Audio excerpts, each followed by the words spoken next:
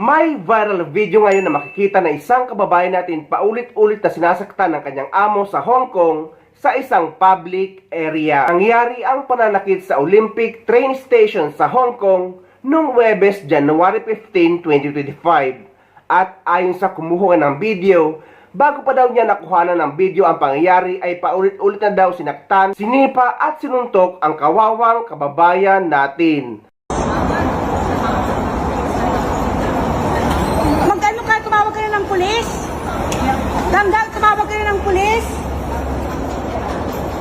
Hoy! Hoy! Umtakla!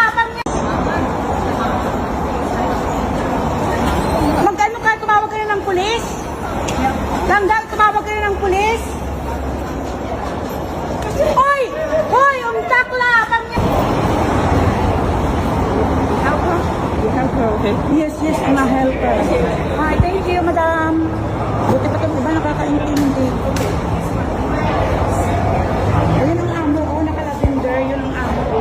May something wrong daw siya sa utak, kaya i-interviewin siya eh. Ayan yun, buti na lang dito yung mga pulis talaga is, ang bilis ng response. Tumawag kasi si kabayan. Yan ang mga dapat sa mga yan ang mga dapat sa katulong.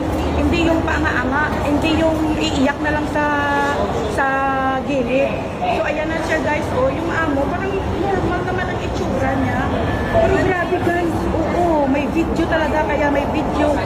Yung isa kong kasama na Chinese, may video at may video na pureba talaga guys na nakunan siya, na binubugbog na yung maid.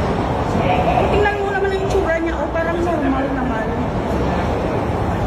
Buti dito guys, ang pulis talaga is bias. Anong bias? Yung fair.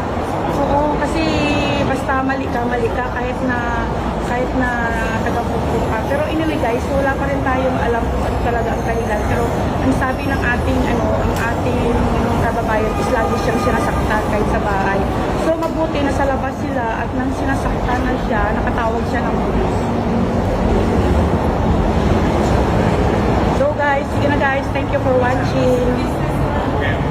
Buti na lang talaga ay agad dumating ang mga pulis at hindi sila bias or hindi sila basta-basta kumakampi sa employer.